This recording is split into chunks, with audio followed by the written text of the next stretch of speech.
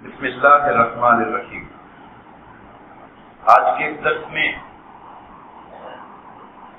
ہم انشاءاللہ خاندانی زندگی کا جو اہم ایک ادارہ ہے، انسٹیٹیوشن ہے، جو فیملی کہلاتا ہے، خاندان کہلاتا ہے، میاں بیوی کہلاتے ہیں، ان کے حقوق و فرائض کے حوالے سے بات کریں گے۔ ہم اس سے پہلے والدین پر بات کر چکے ہیں۔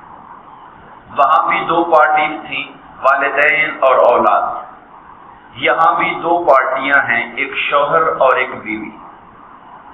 یہ بات آپ کے لیے بڑی دلچسپی کا باعث ہوگی کہ والدین کا انسٹیٹیوشن بعد میں بنا، میاں بیوی کا پہلے بنا ہے۔ سب سے پہلے آدم علیہ السلام کو پیدا کیا گیا، تو آدم علیہ السلام کو پیدا کرنے کے بعد پہلے ان کی بیوی کو بنایا گیا، اولاد بعد میں آئی تھی۔ یعنی ماں باپ کا رشتہ بعد میں پیدا ہوا، میاں بیوی کا رشتہ اللہ نے پہلے پیدا فرمایا ہے۔ تو کوئی بھی دنیا کے اندر جب دو فریق آپس میں جڑ جاتے ہیں، خواہ وہ کسی رشتے کے ساتھ ہوں، یعنی دنیاوی رشتہ ہو جیسے نوکری جاب کا ہوتا ہے، جیسے ایک نسبی رشتہ ہے اولاد اور ماں باپ کا، اور جیسے یہ قانونی رشتہ ہے ایک میاں اور بیوی کا، تمام تر جو تعلقات ہیں وہ اس وقت تک خوش اسلوبی سے نہیں نبھائے جا سکتے جب تک کہ ان کے درمیان ایک بیلنس نہ ہو، ایک توازن نہ ہو، اور دونوں پارٹیز ایک دوسرے کے حقوق کا خیال نہ رکھ رہی ہوں، تب تک ہم صحیح طور پر اس جو انسٹیٹیوشن اور ادارہ ہے اسے اچھی طرح سے نہیں چلا سکتے۔ یہ جو ادارہ ہے خاندان کا، سب سے پہلا حق جو ہم آج شوہروں کی بات کریں گے اور پھر آنے والے درس میں انشاءاللہ بیویوں کے حقوق پر بات کریں گے۔ شوہروں کو اللہ رب العزت نے، اور یہ بات میں عرض کروں، قرآن مجید کے اندر اتنی تفصیل کے ساتھ نماز روزے کے مسئلے ڈسکس نہیں ہوئے جتنی تفصیل کے ساتھ نکاح و طلاق کے مسئلے ڈسکس ہوئے ہیں۔ سینکڑوں آیتیں ہیں جو اللہ نے خاندانی نظام کے استحکام پر لوگوں کو موٹیویٹ کرنے کے لیے اتاری۔ سینکڑوں آیتیں کہ اس خاندان کے رشتے کو نبھانا کیسے ہے، ان کے درمیان اختلافات پیدا ہو جائیں تو حل کیسے کرنا ہے، یہ رشتہ خدا نہ خواستہ ٹوٹنے تک پہنچ جائے تو کیا طریقہ کار اپنانا ہے۔ میں یہ بات علی وجہ بصیرت قرآن و سنت کے مطالعے کے بعد کہہ رہا ہوں۔ اتنی تفصیلات نماز حج اور روزے زکوٰۃ کی نہیں آئیں جتنی تفصیلات قرآن مجید کے اندر نکاح اور خاندانی نظام کے بارے میں آئی ہوئی ہیں۔ یہ الگ بات کہ ہمارا فوکس اس طرح کا نہیں ہے۔ ہمارا جو نظام ہے تبلیغ کا، اس میں صرف نماز روزے تسبیحات اور نفلوں پہ زور ہوتا ہے۔ اس میں خاندانی نظام جس پر معاشرے کا ایک اطمینان اور سکون ہے، جس پر اولاد کا آنے والا مستقبل ہے، جس میں گھروں کا سکون ہے، اس پر دین کی جو تعلیمات ہیں اس پر اس طرح سے زور نہیں دیا جاتا جتنا زور ہمارا دین اس پر دیتا ہے۔ پہلا حق جو اسلام شوہر کو دیتا ہے اور قرآن مجید دیتا ہے وہ اللہ پاک نے فرمایا الرجال قوامون علی النساء، سورہ النساء کی آیت نمبر 34، کہ جو مرد ہیں وہ عورتوں پر حاکم و نگران ہیں۔ یعنی ایک ادارہ ہے جس کے اندر بچے ہیں، میاں بیوی ہے، اس ادارے کا کوئی ہیڈ ہونا چاہیے، یہ سوال ہے۔ وہ ہیڈ کس کو ہونا چاہیے؟ بیٹا کہے کہ میں ہیڈ بنوں گا، باپ بھی میرے نیچے ماں بھی میرے نیچے، کیا یہ دعویٰ ٹھیک ہو سکتا ہے؟ نہیں ہو سکتا ٹھیک۔ بیٹی یہ دعویٰ کرے نہیں ہو سکتا ٹھیک۔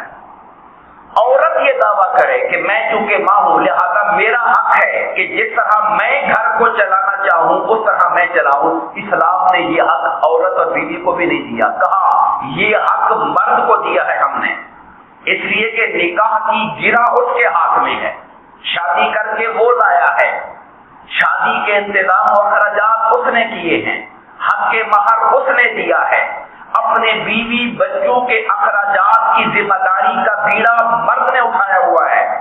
اس نے اٹھایا ہے کہ میں اس گھر کے نظام کے لیے جتنا مالی معاملات है, सारा दिन सुबह से लेकर रात तक मेहनत करूंगा मगर मैं करूंगा, ये जिम्मेदारी वो उठाता है।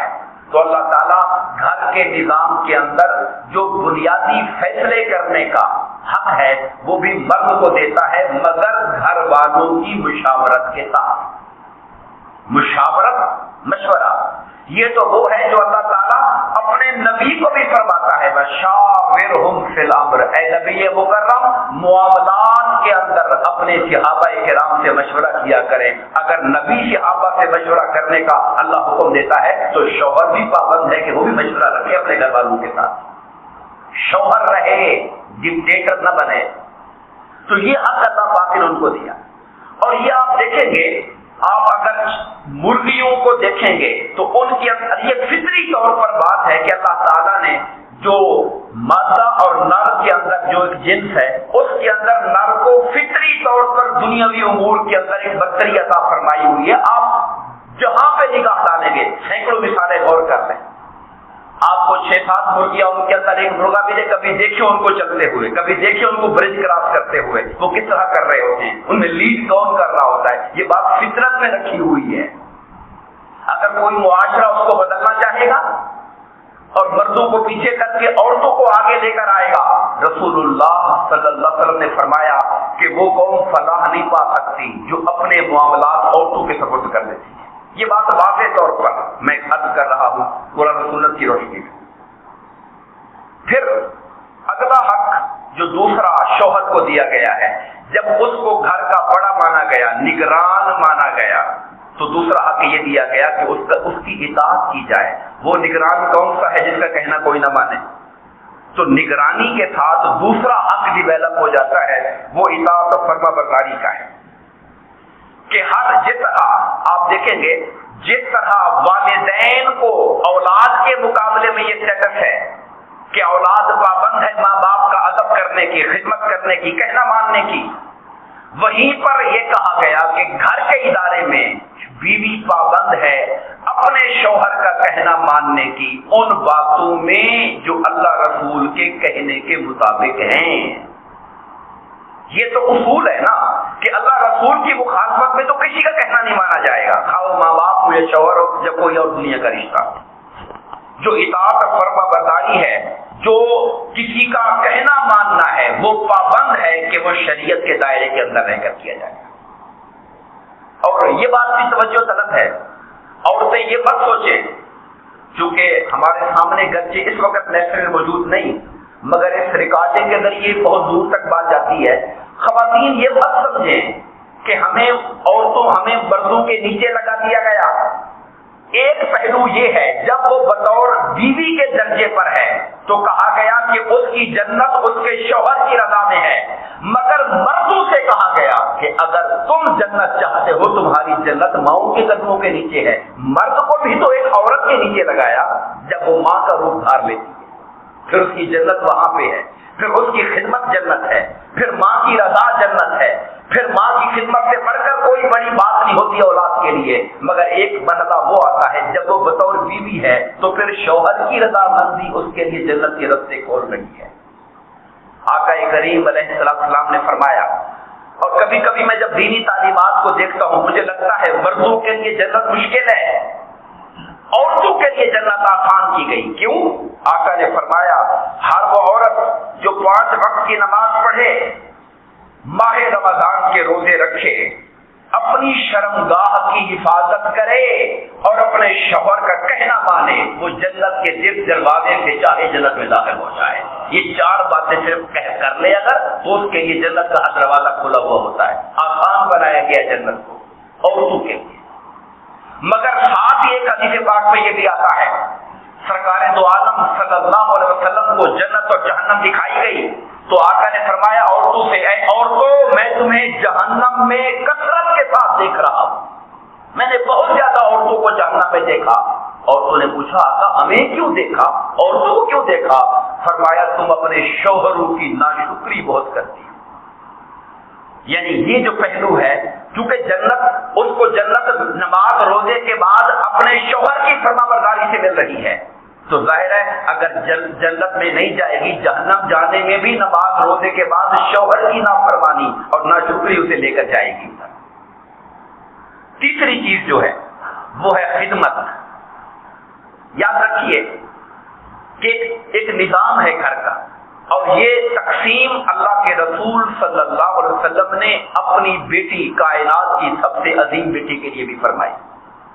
جب حضرت سیدہ کائنات سیدہ فاطمہ الزہرا رضی اللہ تعالی عنہ کا نکاح حضرت علی سے فرمایا تو آپ نے ان میاں بیوی کے درمیان تقسیم کی کہ گھر کے باہر کے معاملات، کمائی اور جو گھر چلانے کے لیے جو ضروریات ہیں وہ علی پورا کرے گا، اور گھر کے اندر کی جو چیزیں ہیں اس میں اپنے گھر میں کھانا پکانا، صفائی ستھرائی رکھنا، اپنے بچوں کی تعلیم تربیت، ان کے معاملات یہ عورت کے ذمہ ہوں گے۔ سرکار نے یہ تقسیم خود اپنی بیٹی کے گھر کے لیے فرمائی تھی، اور یہ حدیثیں ہم پڑھتے ہیں، ہماری بہنیں ہماری مائیں پڑھتی ہیں، مگر غور نہیں فرماتی۔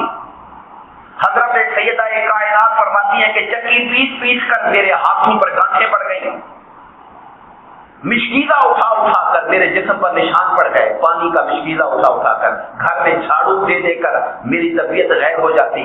جب حضرت علی مرتضیٰ نے فرمایا کہ کچھ لوڈیاں غلام مسلمانوں کے پاس حضور کے پاس آئے ہیں، اگر آپ اپنے ابا جی سے درخواست کریں تو ایک نوکرانی خادمہ آپ کو دے دیں،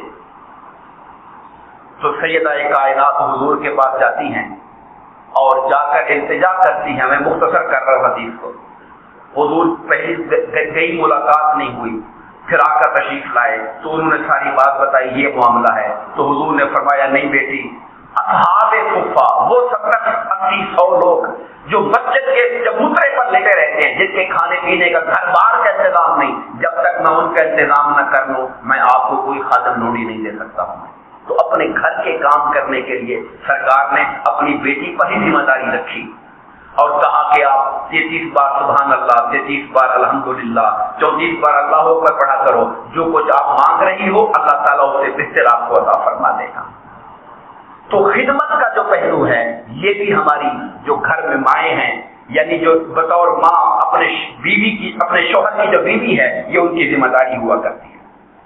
چوتھا حق جو ہے وہ میاں بیوی کے حوالے سے، وہ جو ازدواجی رشتے کا تعلق ہے، ظاہر ہے کہ اسی سے ہی آگے خاندان نے، اولاد نے، بچوں نے بڑھنا ہے، وہ ذمہ داری بھی رکھی گئی کہ اگر مرد اپنی اس خواہش کے لیے بلاتا ہے تو کسی صورت میں انکار نہیں کرنا چاہیے۔ فرمایا کہ اگر مرد بلاتا ہے اور بیوی بغیر وجہ کے، کسی شرعی وجہ کے عذر کے انکار کرتی ہے اور شوہر ناراض ہو کے رات گزارتا ہے تو اللہ کے فرشتے لعنت بھیجتے رہتے ہیں۔ یہ بھی ایک حق ہے جو اس نکاح کا بنیادی مقاصد میں سے ہے۔